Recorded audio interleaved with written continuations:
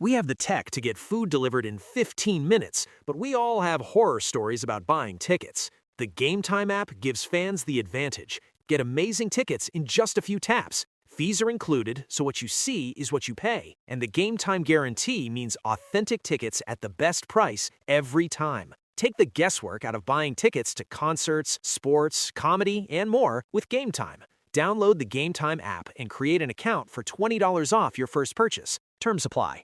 We have the tech to get food delivered in 15 minutes, but we all have horror stories about buying tickets. The Game Time app gives fans the advantage. Get amazing tickets in just a few taps. Fees are included, so what you see is what you pay. And the Game Time guarantee means authentic tickets at the best price every time. Take the guesswork out of buying tickets to concerts, sports, comedy, and more with Game Time. Download the Game Time app and create an account for $20 off your first purchase. Terms apply.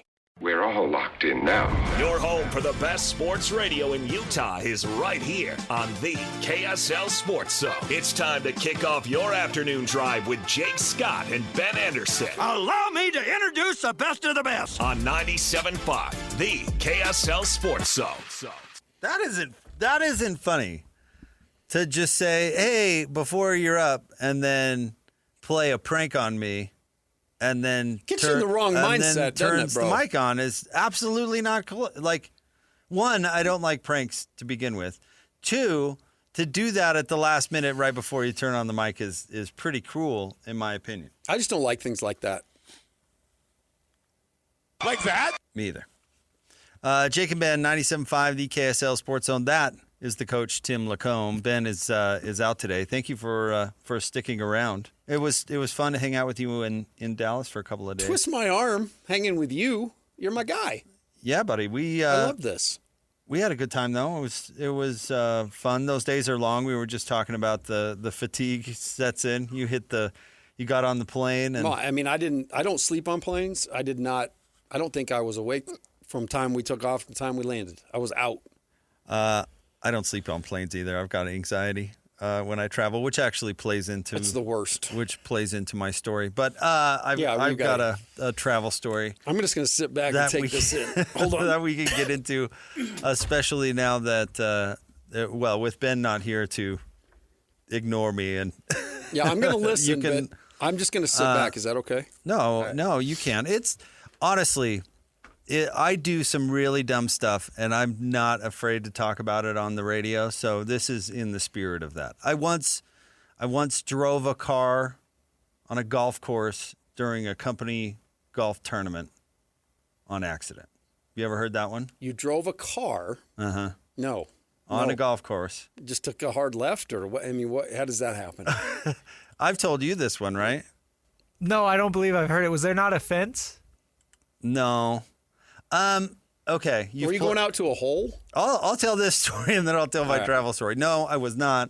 And I'm gonna shut my computer. I'm not going to look at it. Okay.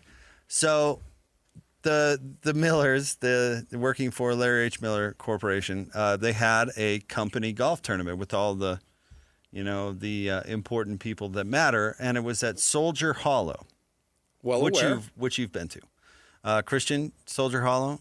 No, that's above my pay grade. Oh, dude, it's not a like very that. accessible course and gorgeous and nice and quite difficult, I would say, but not a country club. It's above my skill level. How about that? I don't know. I bet you could play it. We could go play it. They're great people up there, and listeners, or at least were at one point. So. Great twilight rates too. But yeah, gorgeous course. But the one key factor you need to know in this story at the onset, if you haven't been to Soldier Hollow, is that there is only one road in and one road out. Okay? Okay, that's one of the things we got to pay attention to. To coordinate, so the golf tournament also was combined with the Tour of Utah because the Millers put on the Tour of Utah, the bike race. The start of that day's stage was at Soldier Hollow. So I got up there. I was doing the morning show and my midday show at the time because I think I was filling in for one of David or Pat, right? And so I get there first thing in the morning when they're setting up the pits, essentially, the start on this road. So I was able, unencumbered, to drive into the golf course. So far, so good. All right. Golf tournament going on. I get off the air before the end of the golf tournament, but not with enough time to actually participate or whatever. And I had something else going on, so I had to get out of there. And so I go up to I basically go to get out, and there's no way I'm going to navigate my way through this thing now. I mean, it's just full of people and cyclists and all this stuff. The race was currently going on, but that place was impassable with an automobile. No way, yeah. So I go up to the golf course guy, and I'm like, can I get out of here, dude? Is there any way? And he's like, yeah, there's a service road. You can just go over here, and it's like around the clubhouse and down a path. Okay. I kind of know where the clubhouse sits, so I can kind of see that. And he's like, you just drive, and no offense to this guy, but his directions were like, you do one of these, you know? He's like kind of pointing in the right direction. I love that one. So I tell him, I'm like, are you sure, bro? Are you sure about it? He's like, yeah, just one of these, you know, just down that way. I was like, okay. Well, I took one of those. Not this. I took general direction. And I'm driving down this path, and then that turns into a cart path, and then next thing I know, and this is the embarrassing part, it took me way too long to discover that I was on the wrong path.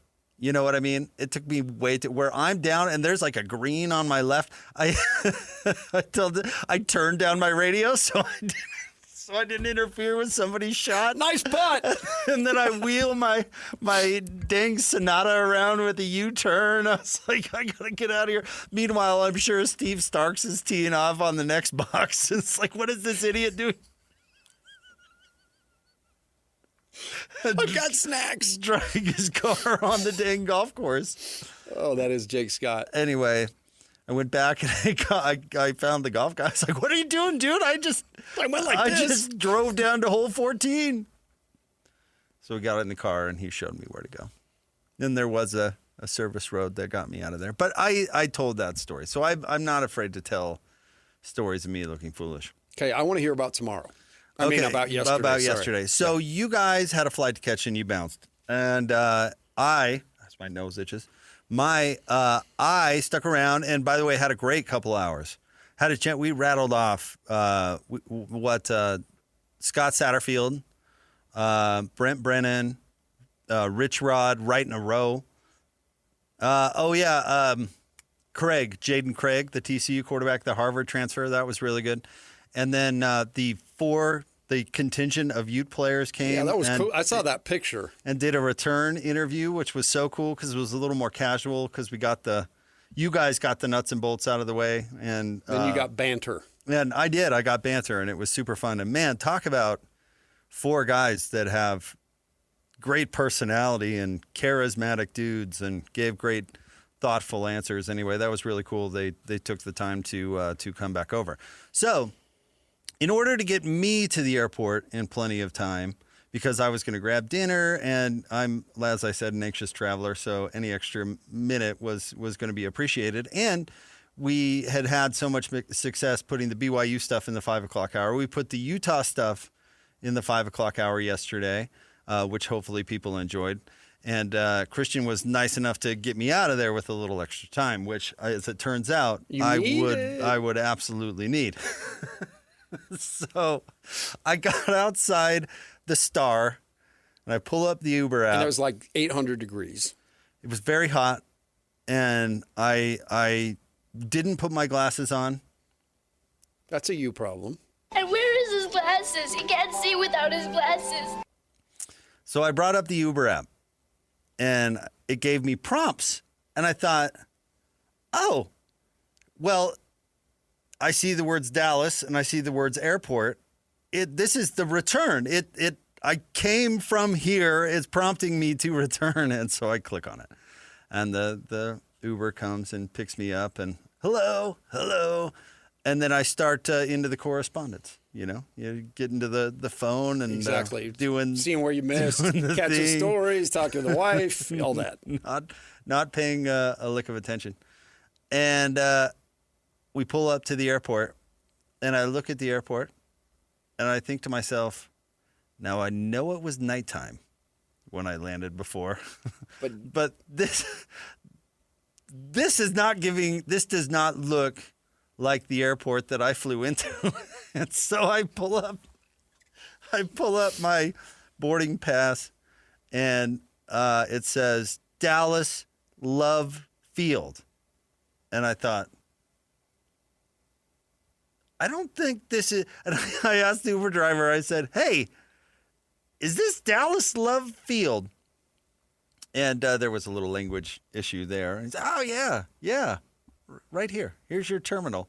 And I'm like, I Google what terminal is my gate in, and the Google comes back basically malfunctions, as if to say, like, No it's such not. thing. So then I Google it, and by this time, I'm out of the other Uber, and I'm just standing on the, the sidewalk, right, or whatever. And so I Google Love Field. It's like, oh, that's a half hour away. And my flight happens to be in about 45 minutes. So I scramble up to an airport guy, and I'm like, I need where's the rideshare pickup? Where is it? And so he points. He's like, it's over there. It's over. You cross the street. You do one of these. Yeah, you cross the street right here, and it's the island right there. And I was like, okay. So I hustle across the street, order the Uber, and the Uber says, wait at pole 10. What I was like 10B or something like that. Like that? And I'm looking around, and I'm not seeing any 10B. I'm not seeing anything like that. Like that? So I go back up. Did you get your glasses? No, I had them at this point. Okay. Yeah, I was using them. I wasn't going to make the same mistake twice. So I went up to another airport and I was like, where is this pillar? And he's like, you go inside, and then you hang a right, and you find the elevator, and then go up 3 levels or something. The level 3. I was like, okay. And I looked down at my app, and it's counting down. It's like, you've got 4 minutes. You see him. You see the car coming toward you. So I run in, and I look around and take a right. And I'm telling you, there is a dead end not 300 feet away, but I have faith in this guy. And I'm like, there's got to be an elevator down there. So I beeline it down. There's no elevator down there, and I dead end. So I turn back, and I run the other way. I would have started crying. And I'm just looking for an elevator. Meanwhile, I looked out at my Uber, and it's like 2 minutes. 2 minutes. It's ticking. 2 minutes. And, of course, in my mind, I'm like, well, if I miss this guy, it's just over. I might as well move to Dallas. I'm never going to get out of this town. I wonder how they pay here. I wonder what the pay is on radio. So I'm going the other direction, right? I never found any elevator. I'll tell you that right now. I never found any such elevator, but I up the escalator, down the C pillar 10B or whatever, running. It says, he has arrived. Don't leave. No, don't leave. I really want to go home tonight. Please don't leave. And so I'm looking at the license plate with my glasses, thank you, as I'm trying to, I have to look at it 5 times because it's like, okay, memorize this. And I get what was it again? 3. Oh, and finally I spot it. And I jump in. And he's like, okay, where are you going? And he looks down and he's like, oh, you're going to the other airport, huh? Stupid. So I had to tell this guy, who spoke much better English than the previous one, by the way, so that was good timing. Well, you heard Scotty's story. I had to tell this guy, oh, yeah, I came to the wrong airport. My bad. But can you get me there in time? Let's do this thing. I'm sure traffic was a beast. It was horrible. So, but I made it, so I nice. can relate. My story isn't as crazy, but I flew in one year. I was coaching college basketball, and we would get like a week or 5 days here and there. And we finished a recruiting period. I was in Orlando. I was going to fly to Dallas. My wife brought the kids from Utah. We were going to meet in Dallas, and off we go. So I get off the plane at DFW, and I'm walking down, and I text my wife. She's like, I'm here, and where are you? I'm by sign 3. So I go down, and I'm looking around, and there's sign 3. And so I stand under it, and I said, I don't see you. I said, I'm sitting here. And so I literally start jumping around. Do you see me now? Uh-huh. And then I finally said, wait, there's another airport in town. What airport are you currently sitting in? And she said, Dallas Love Field. And so we did the same. Different type I'm of glad deal. I'm not the only one. No, it's confusing. I had no idea Dallas even had 2 airports, honestly. Love Field's the one that they rushed JFK to, Oh, no, I had no idea. Yeah. Well, great. It's nice to know now. And it is more centrally located. You probably got there in plenty of time. I did okay. I mean, it wasn't comfortable. I was able to grab a bite to eat on the, kind of on the run, and then sit In the airport? and then sit at the gate. Yeah. So Well, we had a scary one too. Scotty's phone was somewhere between the airport and Irving, and somehow, some way, we tracked that down. So we got the work done. We certainly had adventure, and we're home. Alema's going to catch us straight on this one. Have you heard the Alema story about Tooele? Oh, about you told me this one point. I think about a remote. Oh yeah, this is my favorite. Alema, and this is by the way, like smartphone, because I've been doing this for so long. This is pre. We were all so dumb then. And so Alema had a remote. It wasn't in Tooele. I can't remember if it was right off the freeway or in Stansbury or whatever, but right off that exit. You know what I'm talking about? Christian, you know what exit I'm talking about? Yeah. Going to Tooele? Yeah, way out there. So Alema's driving. It's getting pretty close to showtime, and Alema, I'm back at the studio. I think it was Pace or somebody, or maybe it was Morgan, was already at the remote, looking like, oh man, Alema's cutting this close. Let's give him a call in the cell. And you're producing it? Call Alema. He's like, I don't know. I think I'm almost there. I don't know. I haven't seen the exit. And I was like, Alema, where are you? I'm not sure. Said, okay, Alema, tell me the next sign you see. And he goes, all right. It says Utah. What was he, 30 minutes past? He was almost He was a Windover. halfway to Windover. The tree of life to my right. He had overshot Grantsville.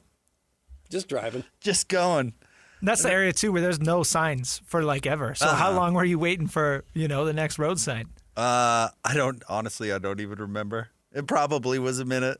Did you hear Morgan shouted out Alema from the podium? I did. Which was really cool. And our station. He did. Yeah, because he worked here for a year. In fact, that conversation I had with the 4 players, that's what I led with. I was like, did you know that your head coach was a bozo like was me? a radio bozo like me? I love how you say radio bozo. That's exactly what we are. And they had no idea. I told them the truth, though. I said he was good. Morgan is a charismatic, engaging, entertaining fellow. He's got a great personality, and he's very self-expressive, as comes across every time he does media. And I know he came across with you guys he's for big sure. Time. And I ran. But he was that way on the radio. I ran into him the night before, just to be able to talk. And it was Ari Temkin. We had him on today, and he said, "I will tell you this. I'm going to enjoy interviewing the Utah coach a lot more than I used to." Loved my time at 1280 The Zone, Alema Harrington. It was the Red and Blue show. Yeah, he did a good job. And he's going to do a great job as a coach. There's zero doubt in my mind. Well, I told this story, but I was working with him when he made the life decision that he made. He decided that Radio Bozo maybe wasn't his future and that he wanted to get back into football. Because the story is he graduated from Utah. He didn't get drafted.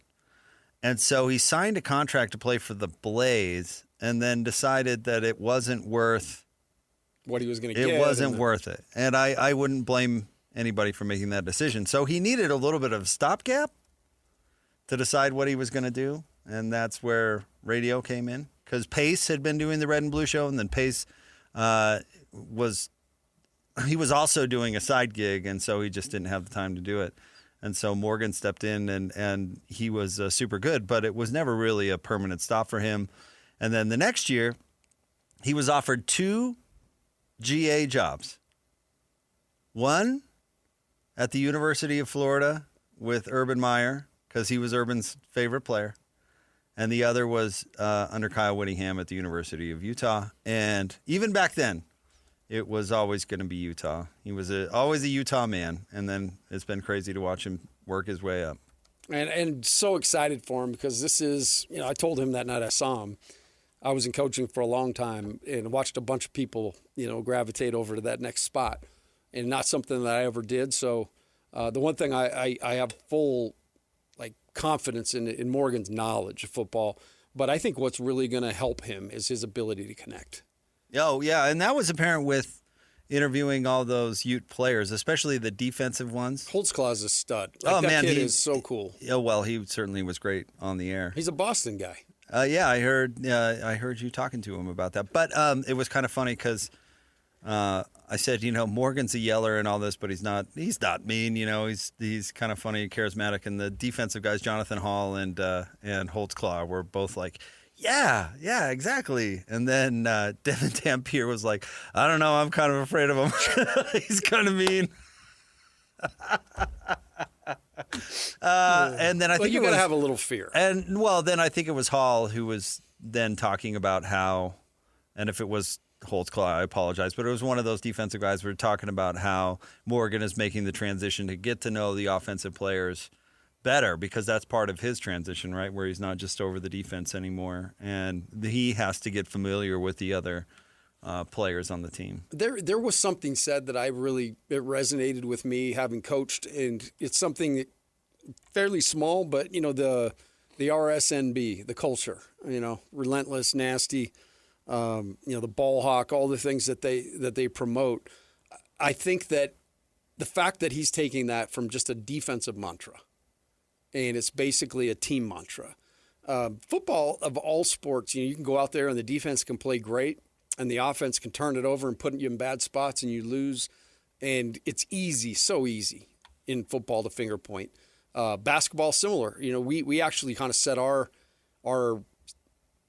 organization up where we had an offensive coordinator as a basketball coach and defensive coordinator and head coach. So much like football. And what I saw in that was a lot of times the offensive coach afterwards would puff his chest out like, hey, we got 100. The defensive coach is like, we gave up 110. And it's not good. It's not conducive for a great environment. So that little thing that Morgan mentioned, the fact that he's taken that, I guess what's been totally reserved for defense, and he's allowing the whole team to play under that same culture. I like that. Me too. Like that? Because being Kyle Whittingham's offensive coordinator never seemed like a real easy job. No, you certainly had to get things done, but if you took a chance and it cost the defense, I would imagine you were in doghouse. Well, the offense was always at fault. And you just always felt like they were playing not to screw it up on offense. Now, Isaac Wilson may not turn out to be the most gifted quarterback in the world. We'll see how it goes. I'm cheering for him there in Colorado. But the fact that he took all of the blame for that bad Utah season at the end of the run in the Pac-12, that it was all about the freshman quarterback got thrown to the wolves and wasn't ready for the moment, and all of a sudden, how many games they win that year? Was it 4, 5? What 4 or was 5. It? 7? I don't think they went to a bowl game that year. Whatever it was. But it did seem like it was his fault. But anyway, he got thrown under the bus for every single game, which maybe it was his fault, maybe it wasn't. But 5-7, Christian. And then it comes back to a lot of times too. You get in those after a season like that. Again, it's easy to sit in a room at 5-7 and feel like, hey, I'm indemnified. My defense was solid, but it's a team game, and I just like the fact that. There isn't going to be a separation, even in that piece. Even though it was a positive thing for the defense, it can be a positive thing for the whole team. And where I feel like Utah is going to make the biggest difference, we used to have a joke. We'd get together. I went to Utah. I went to school with a bunch of guys, and we followed the football team through the years. And we would joke, how many handoffs up the middle before they actually try to throw a pass. And sometimes you get into 3 or 4 series. First play, handoff up the gut. Second play, maybe something similar. Third play, hell, let's draw it. So to me, I think you're going to see, and certainly I don't want to make this sound critical. Kyle did a great job, but I just feel like this is going to be one component that's going to be different.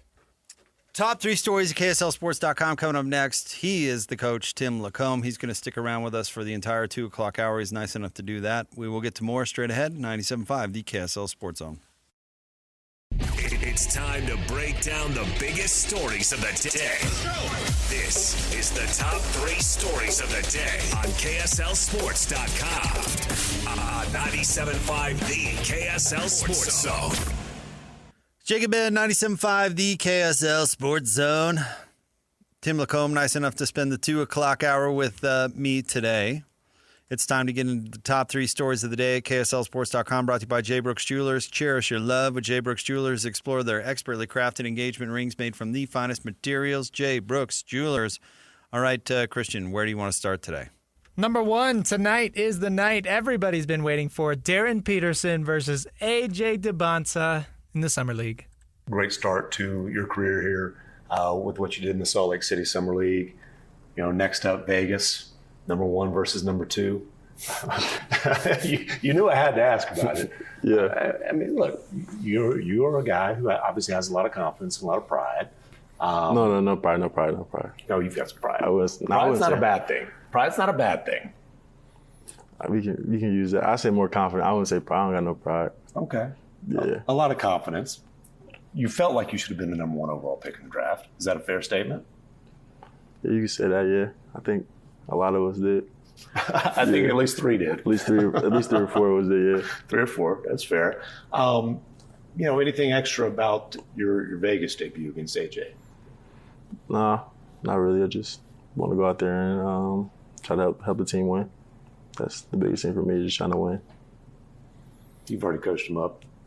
I say this, you can go through all the times people ask about AJ. That's serious. He said this yesterday. He doesn't ask me for advice. That was Will Hardy there at the end, and they were on the Hoop Collective podcast with Tim McMahon. Well, I just love that Utah Jazz guy. I mean, make the trip out and spend the time. And Darryn, I just love, he pushed back. I don't got no pride. I ain't prideful. I'm confident, but I'm not prideful. Well, and there is a difference, by the way. There is a big difference. Yeah, there is a difference. There's a big difference. I did see tonight that, and we talked about this a little bit, the advantage that Darryn has is he had 2 games under his belt with this group in this scheme, what they're trying to do. Whereas in AJ's situation, he's coming out very first time. I mean, Darryn knows where his shots are going to come from. He started off, so his first 2 Summer League games, 53 points and 14 assists. It is markedly better than anybody in the last decade in their first 2 Summer League games. And again, I don't want to stack the deck against this kid and make him something he's not. But in comparison, a guy like Donovan Mitchell, his first 2 games, he scored 42 points, averaged 21 a game, 3.5 assists. Not only do you have 26.5 points, which is, elite, but then you've got 7 assists per game. And it's just, both of those numbers in comparison to everybody the last 10 years has been really, that's on the top. Could I tell you what I didn't like about that clip? Yeah. So when he came on with us after the draft, what was his line that PK got? Where PK asked a question, he got a great line from Darryn Peterson about the chip on his shoulder, right? Yeah, he basically said something to the effect that not only just the team that took him, I'm going to let them know, but everybody else. I'm super excited to get there, and it'll definitely keep a chip on my shoulder throughout my whole career, and I'll take it out on everybody, not just that guy in particular. Something like that. Like that. Like that? So I love that. Everybody did, right? Everybody listening to that thought, okay, all right, I see where he's coming from. He's going to go take it out on everybody. Then we hear that Hoop Collective thing where he just is. You coaches and the PR department over there has gotten to him. Yeah, he gave us a real bland, not phony. I shouldn't say that. That's too strong. But real bland, politically correct. I just want to help the team win. They've gotten to him. Instead of coming out and saying, yeah, I'm going to go take it to AJ tonight. Just watch. Tune in. Because I'm going to go dump 30 on these guys. Instead of the kind of chip on the shoulder. It's like, oh, I'm just there to help the team win. Don't listen to him, Darryn. Just here to help where I can. Don't do it. Don't continue to give great answers. Don't get muffled by the coaches and the PR staff. The PR training must have come this week. No, don't listen. Set them up front. Now, one thing you don't want to say is you're coming after someone. Yes, don't listen to that stuff.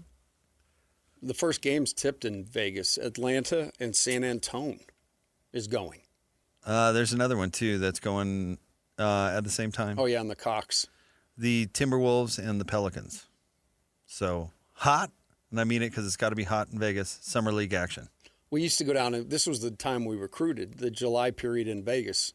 You're down there for 2 weeks, so 14 days just locked up in Vegas. And the gyms are 60 degrees, and it's 120 outside. So you got to take a coat, and you got to take a towel for your steering wheel. There's a lot of preparation. Well, you got to get a bunch of people in town in the off-season somehow. That's right. And they do it, man. They do it, and they do it upright. So that game tips off, by the way, in Vegas at 7 o'clock. Is it on? I think it's on ESPN, right? Let me look. Yeah, it's on. Big Daddy. It's on the ESPN. I'm taking that one in tonight, boys. That will be. I'll be feasting on that one live. All right. What's next? Number 2, you guys just got back from Big 12 Media Days. You guys got to talk to everybody from Utah yesterday. One of the big emphases seemed to be that Utah is going to be less about protecting the defense and more about being one as a team. This is Mark Harlan. You know, I think the one thing that I've really enjoyed is, and it's, you know, it's true. I don't think this is any secret. There's been kind of a defensive-offensive approach at Utah for a long time. And to watch the team all come together under some of the leadership training that Morgan's doing for all of them and, you know, kind of being one a little bit more than we've been, I think will be really helpful in certain situations as we move forward. I thought Mark Harlan did a pretty good job of selling the direction of Utah yesterday. I did too. Because they've had a controversial offseason. And listen, I haven't been on board with everything. I still don't know if this Otro Capital thing is the way to go. But I do think in his, first of all, it was good that he was there. And he was spearheading the effort of selling the strength, the message of Utah. And I thought he did a good job. We'll see what happens. But he's had a wild offseason.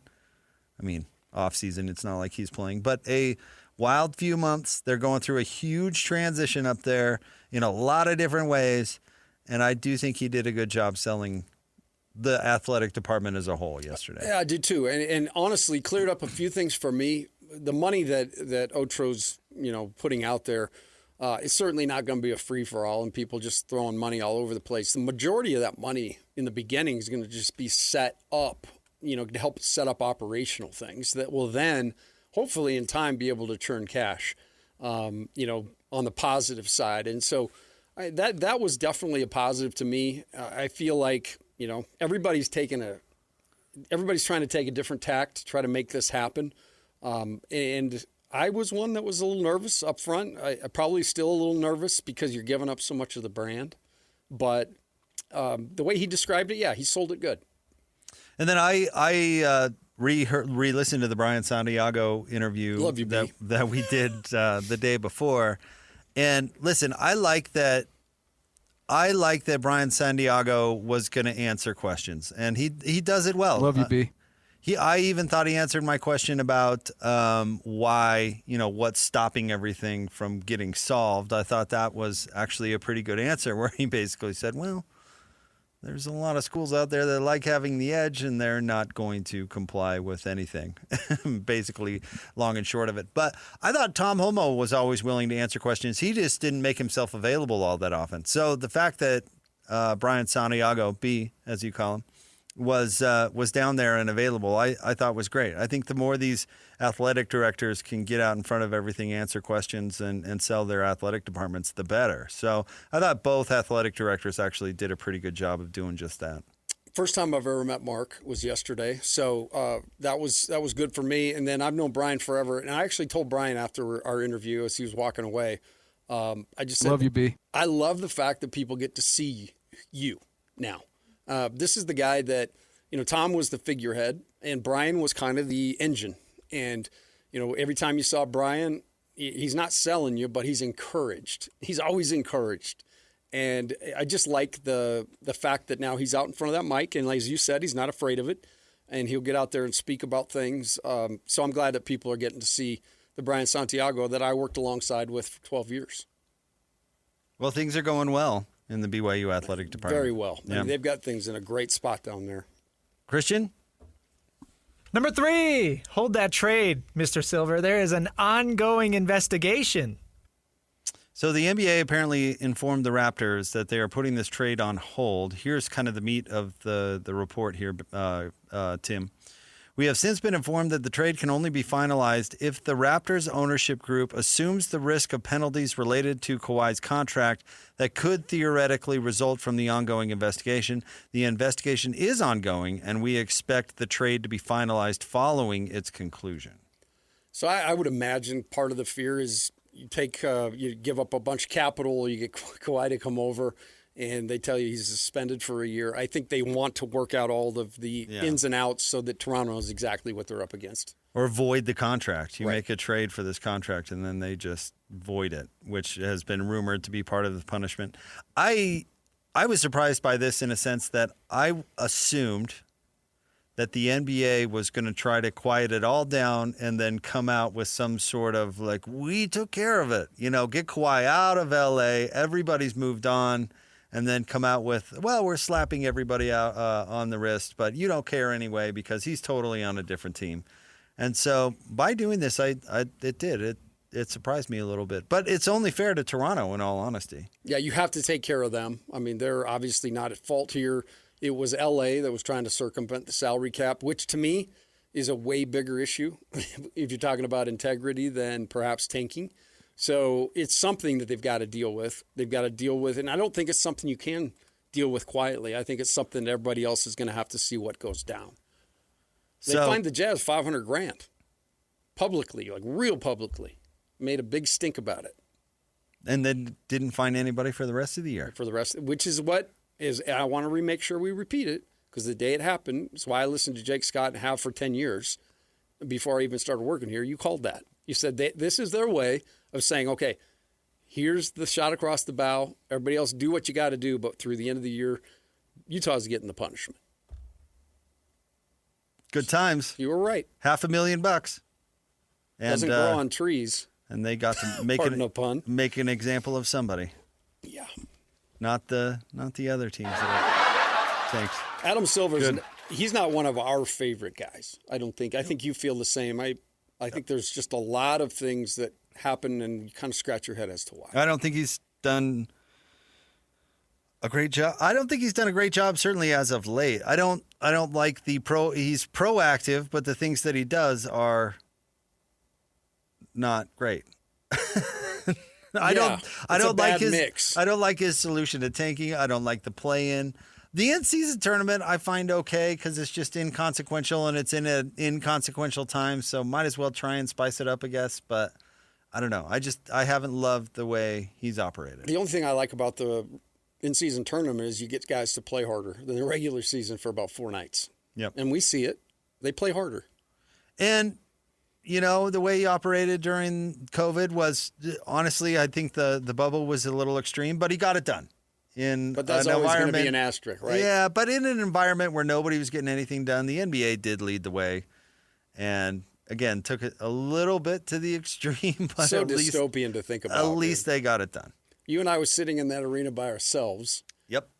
Wearing masks. 1,500 people allowed in. And we'd sneak in from time to time and look down, but it was like something you've never, ever seen before and hope never see again. Remember Donovan Mitchell's mysterious recording that leaked out of the bubble? Yes. Controversial. Very controversial. Controversial. Who was it that snuck out to go to Magic City in Atlanta? Oh, yeah, it was Lou Williams. He was always slick on the court and off. Oh, I can't imagine living under those constraints. I'm sure it was just maddening. Yeah, I am glad that's in the rearview mirror, boys. They named that chicken wing flavor after him. Did they? Yeah, the Lou Will lemon pepper. Well, I can't imagine the attention they got from that story alone. I'm sure it's made them a fortune. That is awesome. Again, it's a time of history that, those of you didn't have to deal with it, be grateful. But David Locke, one of the greatest times ever, Disney on Ice is going on in the building. And we're sitting in our studio. David's out in the main foyer of the studio, he and Ron, and they're calling the game. And you can hear all of the music leaking into the broadcast. All the Disney. A whole new world. Yeah, it was all going on. I'm telling you, you could write a book about all that. That wasn't David's favorite period of time. Oh, he was so mad because he couldn't travel. And he's stuck in there. And so that night, he just he used Disney Disney descriptors. Puns? I don't know if you want to. Yeah. Dirty crab. Didn't like Sebastian. We'll have more coming up next. Stay tuned. Tim hanging out with us in the 2 o'clock hour, 97.5, the KSL Sports Zone. We have the tech to get food delivered in 15 minutes, but we all have horror stories about buying tickets. The Game Time app gives fans the advantage. Get amazing tickets in just a few taps. Fees are included, so what you see is what you pay. And the Game Time guarantee means authentic tickets at the best price every time. Take the guesswork out of buying tickets to concerts, sports, comedy, and more with Game Time. Download the Game Time app and create an account for $20 off your first purchase. Terms apply. Jake and Ben, 97.5, the KSL Sports Zone. Jake, Scott, Ben Anderson. No Ben today. Tim Lacombe filling in for the 2 o'clock hour. Steve Bartle's going to join us sometime in the 3 o'clock hour. Maybe the top of the 3 o'clock hour. I hope he got Maybe to the right not. airport. I hope he did too, because he's flying back this morning or today from Dallas. I do. I hope he got to the right airport. I do too. I mean, not it's all a concern now. Not all of us. And he got his phone. Not all of us did. Did you see this report from Shams that LeBron is taking pitches from teams via, what is this, voice note? Please go away. Just go away, please. Voice note? Like, we're not even going to do a Zoom call with it. You're going to have to leave us your pitch on a voice note. Hi, LeBron. This is the Cavaliers. Here's our note. Is that not humiliating for the GMs? Yes. Like, they never have to do that. Why would they have to do that for LeBron? Super disrespectful, but because LeBron still has to feel loved, even though he's 105. And how much longer is this going to go on? Oh, I think 5 more years. I hope not to predict this. I'm hoping this is the last year. Dear God, please. Because the retirement tour is going to be unbearable. It'd be even more unbearable if he came back and did another retirement tour. I'll buy him a rocking chair myself if he'll go. Cleveland is where he's going. It makes that the most is my sense. prediction. Yeah. The other thing, dude, I watched the night of the free agency, and we didn't really get to talk about this because we had Utah State the next day and we did all that stuff. But I watched the free agency, the 3-hour special on ESPN. 2 hours and 45 minutes of that stupid show was about LeBron. Oh, yeah. At 43? 42, sorry. I was like, can we talk about, like, other guys are signing and they're not even talking about it. Nope. And the people in the booth, so they had Windbag, your guy. My guy. They had 2 former players that played with LeBron, Kendrick Perkins and Shump. They have, what's the lady's name? Ramona Shelbourne. Who's out of L.A. Who's out of L.A. So basically the entire every person on that dais was basically a LeBron honk. And it was 2 hours and 45 minutes of honking. Of where is LeBron going to go? Honestly, I'll tell those 5, I'll tell the rest of you. I don't care where he goes. I really don't. Oh, I don't either. I don't think he moves the needle. He doesn't anymore. He does in a sense culturally. He really does. Culturally, no. And Cleveland, that's why that would just be a home run. And he's all about the narrative and always have been. And he can go in with Harden and Mitchell and say, look, guys, I'll pass to you when I'm ready. I mean, that's the one place he can go and still be LeBron.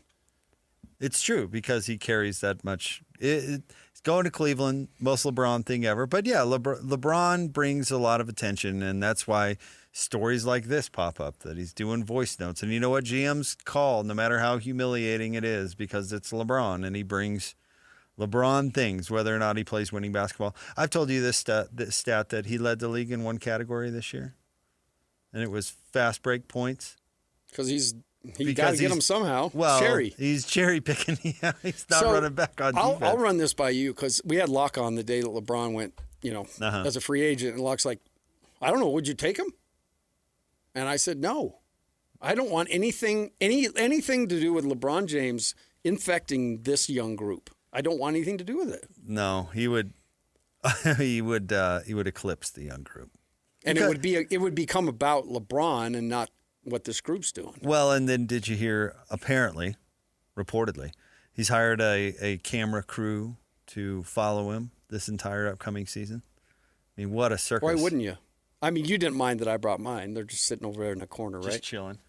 And, it's okay. I'll be done in a minute, Bob. And Michael Jordan did the same thing, and it's this weird obsession with eclipsing Michael Jordan. Got to do Space Jam, and now going to do a Last Dance kind of thing, which, again, is the reason why he's going back to Cleveland, because that's the story, his return, the one last dance, so to speak, with his hometown team that he delivered a title. And, man, they were in the conference finals, and they just needed one more extra oomph to get him over the top. And in comes hero LeBron James. I mean, it writes itself, right?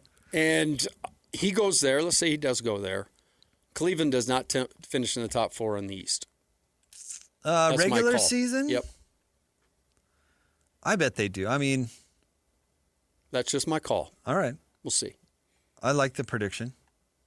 I'm trying to think in the East who I would put. I mean, Philly, to me, all of a sudden just got – if Embiid can stay healthy, I mean, they basically just said, here, you want Paul George, we'll take Jaylen Brown.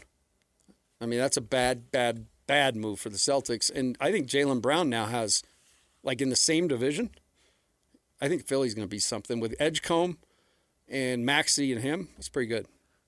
Are the Pistons going anywhere? I like that they signed Isaiah Joe. They needed shooting, and he's ready to take the next step, but they've got to continue to add shooting. Boston got worse. Let's see. New York's still going to be New York. I mean, they're going to miss a couple of those pieces that were really big to them, but you still got Brunson. Did anybody else get better? Atlanta probably got better. Atlanta got better. But that's just where I look at it. I just think LeBron, for all the stuff he brings, most of it is going to be a pain in the butt. It's going to be that camera crew and his ego and all that stuff. So I just think it detracts from the team.